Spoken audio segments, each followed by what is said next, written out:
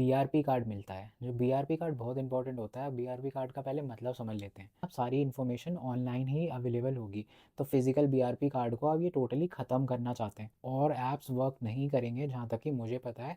तो आपको ऑथेंटिकली यही ऐप इंस्टॉल करना है। तो आपका ऐप लिंक्ड हो जाएगा यूके गवर्नमेंट की वेबसाइट से, जहाँ की ऑलरेडी आपकी सारी डिटेल सेव्ड हैं, और आपको एक कंफर्मेशन ईमेल भी आ जाएगा यूके गवर्नमेंट की तरफ से कि आपकी ई वीज़ा इन्फॉर्मेशन रेडी हो गई है और आप साइन इन करके देख सकते हैं।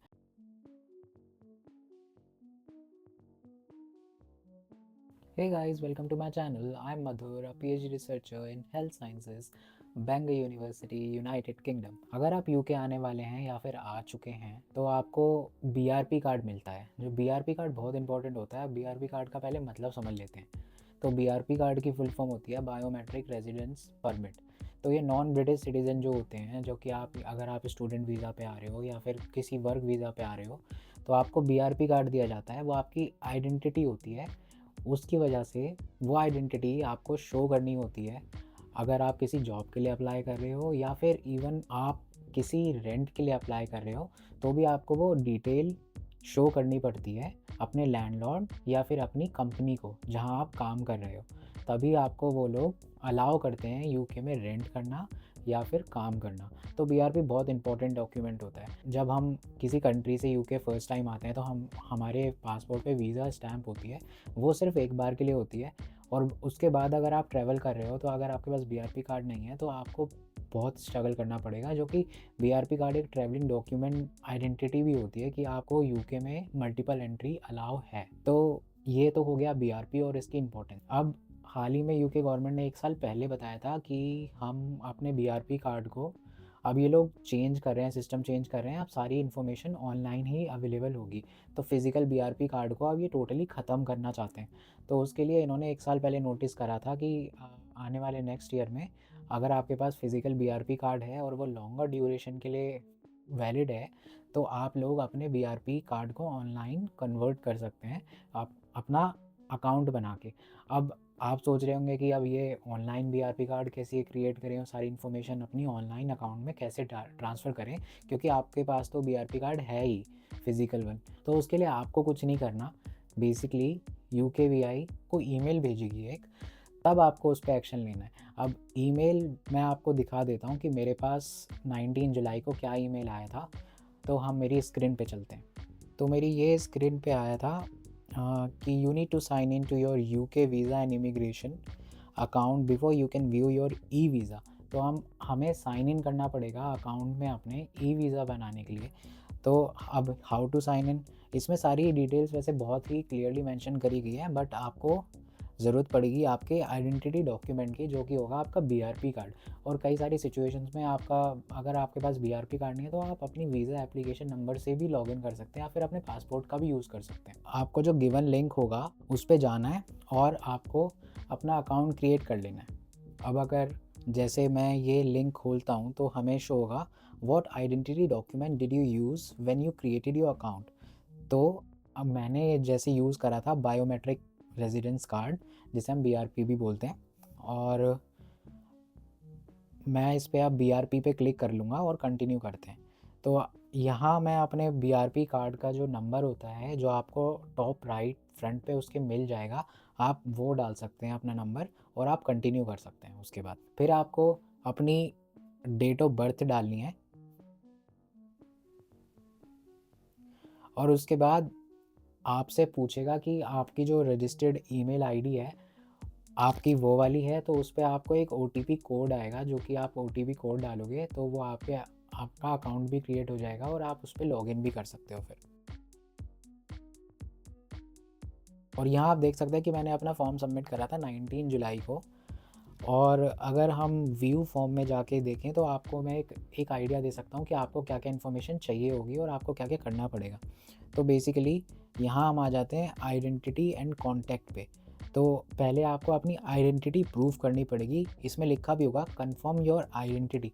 तो अब आप अपनी आइडेंटिटी कैसे कन्फर्म करेंगे? आपने सब कर लिया, अकाउंट बना लिया, उनकी गिवन वेबसाइट पे सब कुछ कर लिया। अब आपको आइडेंटिटी कन्फर्म करनी है।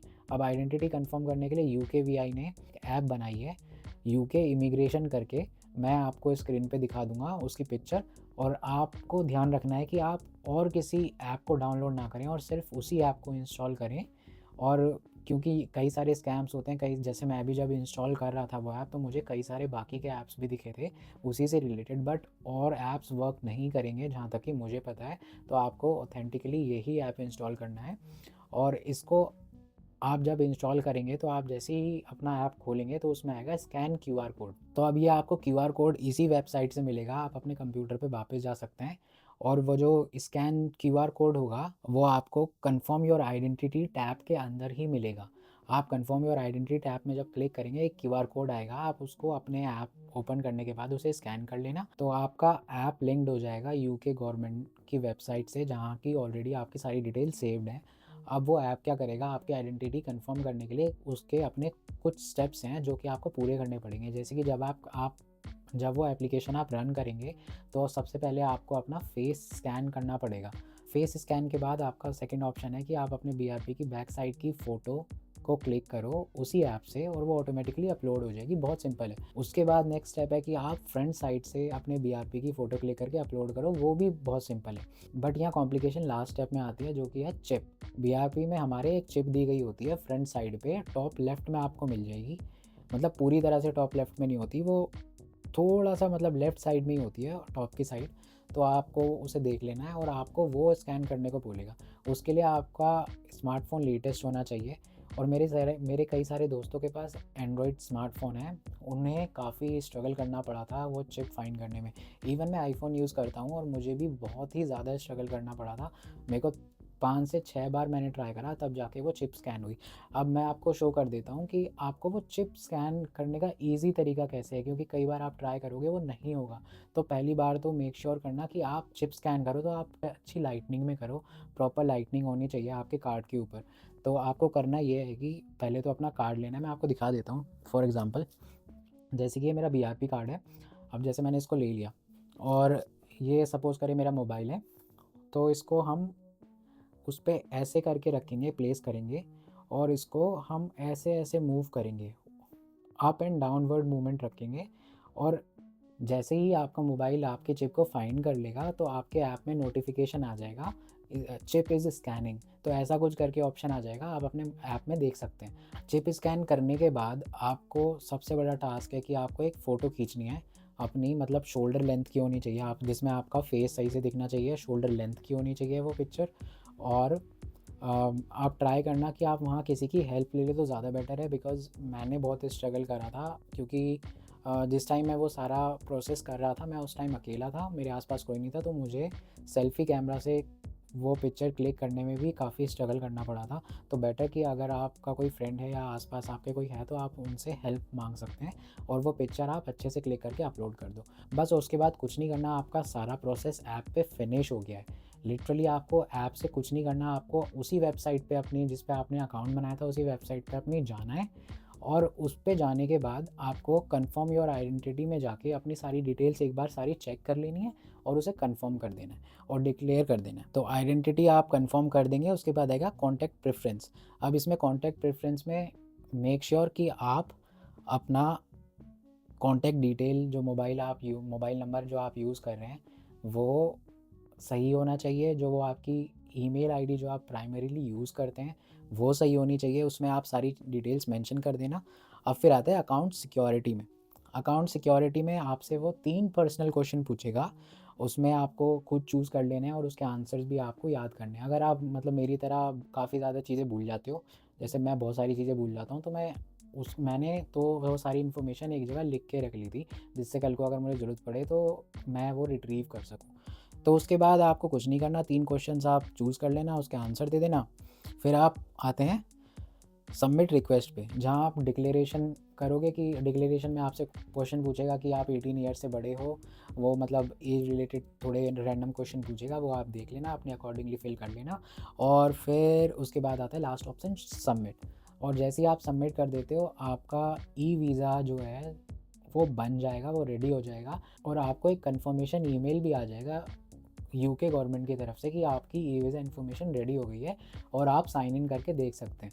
अब आप साइन इन जब आप करेंगे उसमें, फिर वो आपसे वो मांगेगा कि आपने कौन सा डॉक्यूमेंट यूज़ करा है अपने BRP अकाउंट क्रिएट करने के लिए, यहाँ आप BRP कार्ड का नंबर डाल सकते हैं और वो नंबर डालने के बाद आपको वो मतलब कॉन्टैक्ट इन्फॉर्मेशन पे क्लिक करना है कि आप OTP अपने नंबर पे चाहते हैं या फिर आप अपनी जीमेल आईडी पे चाहते हैं या फिर कोई भी ईमेल आईडी पे चाहते हैं।